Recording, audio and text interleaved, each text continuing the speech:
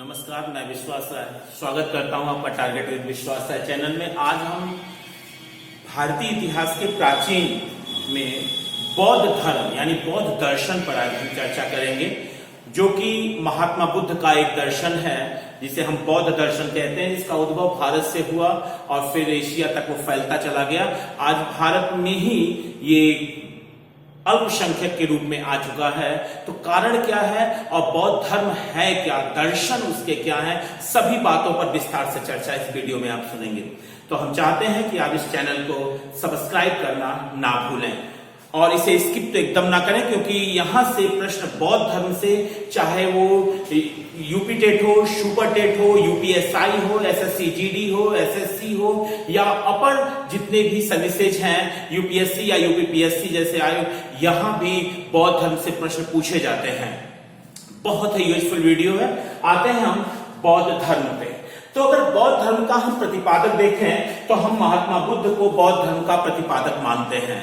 बौद्ध धर्म के प्रतिपादक महात्मा बुद्ध हैं, जिनका एक नाम तथागत भी है। चूंकि वो शाक्य कुल में पैदा हुए हैं, इसलिए इन्हें हम शाक्य मुनि भी कहते हैं।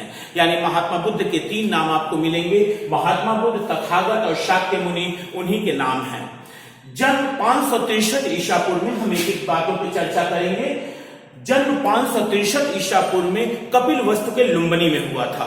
इनका जन्म 563 ईसा पूर्व में कपिल वस्तु के लुम्बिनी में हुआ था। और ये पता अगर हम देखें कि कहां से हमें पता चलता है कि महात्मा बुद्ध का जन्म लुम्बिनी में हुआ था, तो याद रखिएगा बच्चों, क्वेश्चन कई बार पूछ चुका है आयोगों में। यह अशोक के शिलालेख से पता चलता है कि इनका जन्म लुम्बिनी में हुआ था। किस शिलालेख से, अभी उस पर पूरी चर्चा हम करेंगे, बने रहिएगा वीडियो के साथ। जन्म 563 ईसा पूर्व में हुआ है। पिता इनके शुद्धोधन है, जो कि शाक्यगढ़ के मुखिया हैं। याद रखिएगा, कुल शाक्य है, पूछा गया प्रश्न है, शाक्यगढ़ के मुखिया हैं, शाक्यगढ़ के मुखिया हैं। माता माया देवी हैं, जो कि एक कोलीय वंश की कन्या है, कोलीय वंश की। तो याद रखिएगा, इनका वंश भी पूछता है। अगर पितृ से पूछता है तो शाक्य वंश से आते हैं, और यदि माता से पूछता है तो ये कोलीय वंश से आते हैं। यानी माता माया देवी, जिन्हें महामाया भी कहते हैं, ये कोली वंश की कन्या थी और पिता शुद्धोधन शाक्यगढ़ के मुखिया थे। महात्मा बुद्ध के बचपन का नाम सिद्धार्थ है। इनकी चूंकि बचपन में ही इनकी माता महामाया यानी माया देवी की मृत्यु हो जाती है, तो इनका लालन पालन प्रजापति गौतमी, जो इनकी मौसी हैं, वो इनका लालन पालन करती हैं। यानी मौसी इनकी है प्रजापति गौतमी, जो इनका लालन पालन करती हैं। साथ ही इनकी पत्नी है यशोधरा, इनके पुत्र राहुल भी हैं। और याद रखिएगा, 12वें वर्ष में इनकी शादी हो जाती है। इनकी पत्नी यशोधरा है। चूंकि इनके पिता को पहले ही बताया जा चुका था कि इनका पुत्र या तो एक महान सम्राट होगा या महान सन्यासी होगा, तो पिता नहीं चाहते कि बेटा सांसारिक विरक्तियों में चला जाए, यानी सन्यासी की तरफ आगे जाए। एक बार उन्हें घर से बाहर निकलने का मौका मिलता है। प्रश्न आयोगों से ही उठ रहे हैं कि बुद्ध के जीवन में 4 दृश्यों का अत्यधिक प्रभाव पड़ा है, क्रम से बताइए कौन कौन से दृश्य थे। तो याद रखिएगा, जब वो घर से बाहर निकलते हैं तो सबसे पहले वृद्ध व्यक्ति देखते हैं, उसके बाद वो बीमार व्यक्ति देखते हैं, उसके बाद एक मृतक देखते हैं और उसके बाद एक सन्यासी देखते हैं। घर से बाहर निकलने पर इन्हीं 4 व्यक्तियों से इनका सामना होता है, जो इनके जीवन पर सबसे अधिक प्रभाव डालते हैं। एक पहला व्यक्ति वृद्ध व्यक्ति है, दूसरा बीमार व्यक्ति है, तीसरा मृतक है और चौथा व्यक्ति जो आप देख रहे हैं वो सन्यासी है। वो सन्यासी है। प्रथम गुरु इनके अलाल कलाम थे। जब वे बाहर प्रथम गुरु की खोज में, तो सांख्य दर्शन से संबंधित है, याद रखिएगा। और उसके बाद वो वल्लभी चले जाते हैं, जहां उनके दूसरे गुरु रुद्रक रामपुत्र हैं। इनके दूसरे गुरु रुद्रक रामपुत्र हैं। तो यहां से कई क्वेश्चन आपके उभर गए कि महात्मा बुद्ध का जन्म कब हुआ था। आपने कहा 563 ईसा पूर्व में। कहां हुआ था? कपिल वस्तु के लुम्बिनी में हुआ था। पिता शुद्धोधन किस वंश से आते हैं? शाक्यगढ़ के मुखिया हैं, और यही कारण है, शाक्य वंश के कारण ही इनका एक नाम शाक्य मुनि भी है। माता माया देवी है, कोली वंश की कन्या है, बचपन का नाम सिद्धार्थ है, लालन पालन प्रजापति गौतमी मौसी ने किया है, पत्नी यशोधरा है। और बुद्ध के जीवन में 4 दृश्यों का जो सबसे अधिक प्रभाव पड़ा है वह वृद्ध व्यक्ति, बीमार व्यक्ति, मृतक और सन्यासी का। इनके प्रथम गुरु अलाल कलाम है, याद रखिएगा। दूसरे गुरु इनके रुद्रक रामपुत्र हैं। इन्होंने 29 वर्ष की अवस्था में गृह त्याग कर दिया और इसी को बौद्ध धर्म में महाविनिष्क्रमण कहा जाता है। तो याद रखिएगा कि गृह त्याग को ही बौद्ध धर्म में महाविनिष्क्रमण कहा जाता है। तो क्वेश्चन सीधा पूछता है कि महाविनिष्क्रमण शब्द क्या है बौद्ध धर्म में, तो गृह त्याग है। यानी 29 वर्ष की अवस्था में गृह त्याग किया, 6 वर्ष की कठिन तपस्या की और 35 वर्ष की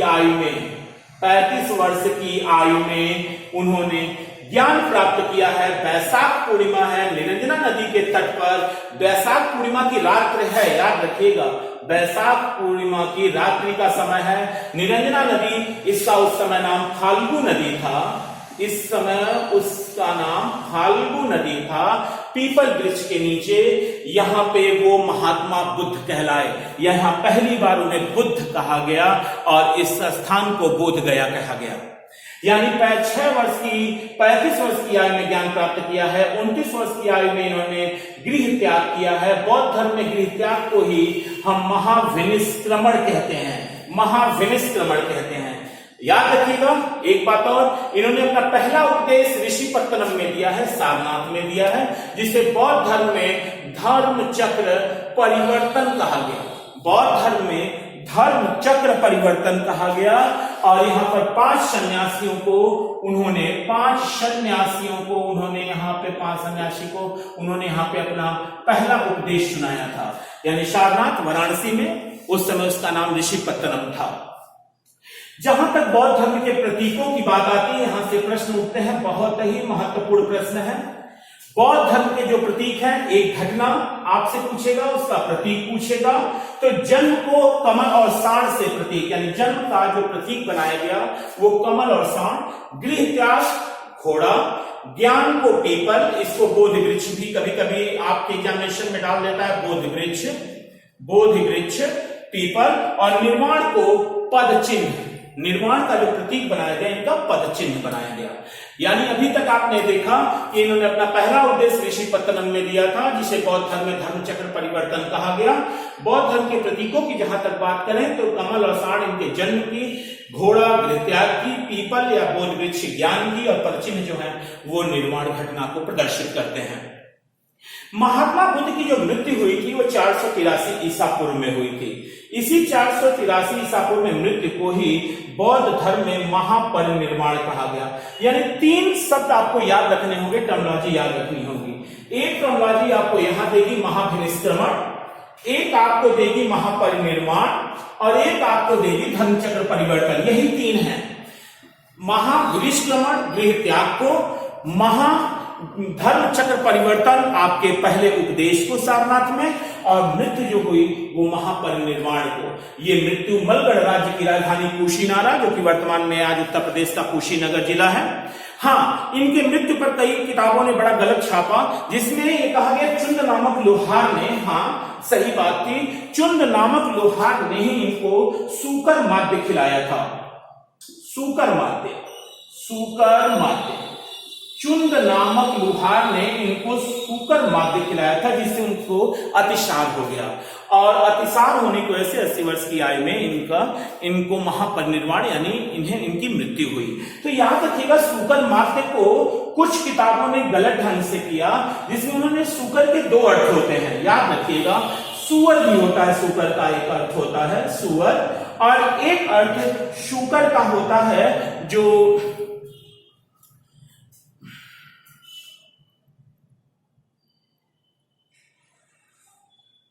एक अर्थ सूकर का सुअर होता है, और क्या खाते हो आप लोग? पनीर खाते हो, और क्या खाते हो? वो छत्ते जैसा होता है, मशरूम। हाँ, मशरूम, हाँ बढ़िया, मशरूम। यानी सूकर माद्य जो है उसके सूकर के 2 अर्थ हैं, सुअर और मशरूम। अब मशरूम जो है, अब कुछ किताबों ने कहा सुअर, जो व्यक्ति अहिंसा का पुजारी हो वो इसका मांस कैसे खा सकता है। यानी यहां पर जो सूकर माद्य का अर्थ है वो मशरूम से है, क्योंकि जहरीला मशरूम था। एक बात याद रखिएगा, शूकर माद्य यानी मशरूम से उसका अर्थ है, और ये मशरूम चूंकि जहरीला था, नहीं पता था जहरीला मशरूम था, जिससे इनको अतिसार हुआ और जिसके कारण इनकी कुशीनारा में मृत्यु हुई। तो याद रखिएगा, सूकर माद्य का अर्थ हमेशा स्पष्ट रखिएगा, जहरीला मशरूम से लिया जाता है, ना कि सुअर से लिया जाता है। ना कि सुअर से लिया जाता है। तो अभी तक आपने बौद्ध धर्म यानी महात्मा बुद्ध का एक सामान्य परिचय देखा था, जीवन का परिचय देखा। अब उनके हम आते हैं उनके दर्शन पर। तो महात्मा बुद्ध ने, याद रखिएगा कि वो समय उत्तर वैदिक काल का है जब उन्होंने सीधा, एक बात और याद रखिएगा कि महात्मा बुद्ध का जो दर्शन है वह वेदों को नहीं मानता और इसीलिए नास्तिक दर्शन है। और नास्तिक दर्शन होने पर बावजूद भी, नास्तिक धर्म अगर देखें तो 3 है, बौद्ध धर्म, जैन धर्म और चारवाक। जबकि बौद्ध धर्म और जैन धर्म ये दोनों आते हैं एक तरह से स्टेबल हैं, लेकिन चारवाक स्टेबल नहीं माना जाता, क्योंकि चारवाक दर्शन जो है वह समाज के लिए सही नहीं होता। यावत जीवत सुखम जीवत रीड़ा कृत्वा घृतम पिबत भस्मी भूतश्च देहश्च पुनरागमन कुतः। यानी ये जो शब्द वाक्य आपने देखा वो समाज के लिए सुटेबल नहीं हो सकता कि आप जो लेना चाहो आप ले लो, अगर दिक्कत हो रही है तो उधार लेके घी पियो, देना भी नहीं है क्योंकि पुनर्जन्म नहीं होता। जबकि महात्मा बुद्ध के बौद्ध धर्म में पुनर्जन्म की मान्यता है, कर्म की मान्यता है, आत्मा को वो शाश्वत नहीं मानते। याद रखिएगा, दर्शन पे जा रहे हैं, आत्मा को वो शाश्वत नहीं मानते, आत्मा को प्रवाह रूप में मानते हैं। वो कहते हैं जैसे एक ही नदी में हम एक ही जलधारा में दूसरी बार डुबकी नहीं ले सकते, वैसे ही एक ही आत्मा में दोबारा जन्म नहीं ले सकते।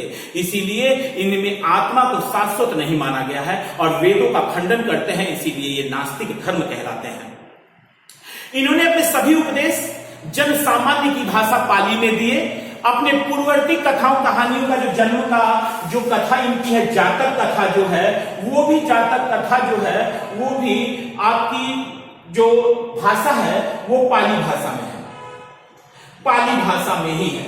आते हैं सबसे महत्वपूर्ण जो है इनका 4 आर्य सत्य। इनका 4 आर्य सत्य दुख है, दुख का कारण है, दुख निरोध है और दुख निरोध का मार्ग है।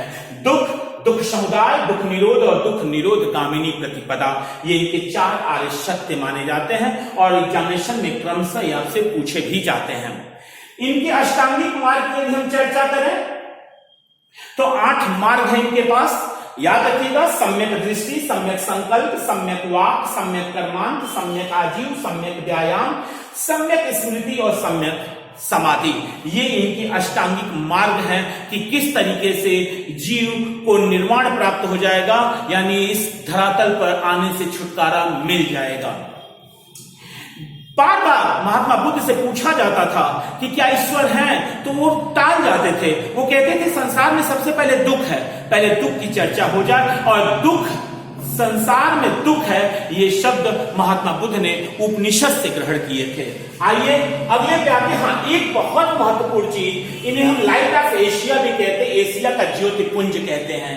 याद रखिएगा, एडविन आर्नोल्ड ने इन्हें लाइट ऑफ एशिया कहा है। एडविन आर्नोल्ड ने इन्हें लाइट ऑफ एशिया कहा है। अगर हम सबसे महत्वपूर्ण चीज बौद्ध संगीतियों पे आ जाए, जहां यहां से भी आपके पास प्रश्न आएंगे। पहली 4 बौद्ध संगीतियां होती हैं।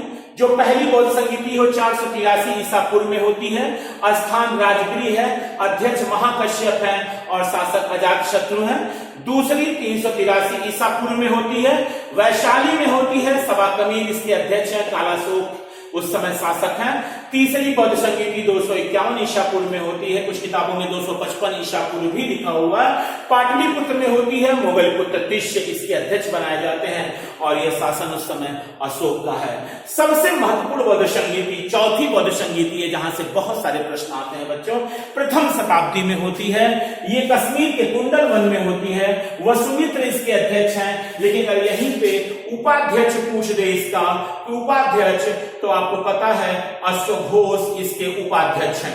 यानी चौथी बौद्ध संगीत के उपाध्यक्ष अश्वघोष हैं और जो अध्यक्ष है वो वसुमित्र हैं और शासक कनिष्क है। यही चौथी बौद्ध संगीत है जहां पे बौद्ध धर्म 2 भागों में बढ़ गया, एक हीनयान और एक महायान। अब अगले वीडियो में हम केवल हीनयान और महायान पर विस्तृत चर्चा करेंगे। हीनयान और महायान। और याद रखिएगा सबसे महत्वपूर्ण प्रश्न है कि बौद्धों ने किस संगीत के बाद संस्कृत को अपनी भाषा के रूप में अपनाया। तो याद रखिएगा बौद्धों ने भाषा के रूप में संस्कृत को प्रथम शताब्दी कुंडलवर्ण वशुमित्र कनिष्क यानी चौथी बौद्ध संगीत में अपने भाषा के रूप में संस्कृत को अपना लिया, जबकि महात्मा बुद्ध ने इसे भाषा को, पाली भाषा को अपने उपदेश माना था। पहला क्वेश्चन हमने आपको छोड़ा था कि अशोक के किस शिलालेख से पता चलता है कि महात्मा बुद्ध का जन्म लुम्बिनी में हुआ था। अशोक के किस शिलालेख से यह पता चलता है कि महात्मा बुद्ध का जन्म लुम्बिनी में हुआ था। आशा करेंगे कि यह प्रश्न आप खोज चुके होंगे। अशोक के किस शिलालेख से यह पता चलता है कि महात्मा बुद्ध का जन्म लुम्बिनी में हुआ था। जब हम हीनयान और महायान शाखा यानी अगला वीडियो आएगा तो आते ही पहले प्रश्न का जवाब होगा, और आशा करेंगे कि आप इस प्रश्न को खोजेंगे और बचा के रखेंगे, और शायद आप कमेंट में इसका जवाब भी देंगे। धन्यवाद, बहुत बहुत धन्यवाद।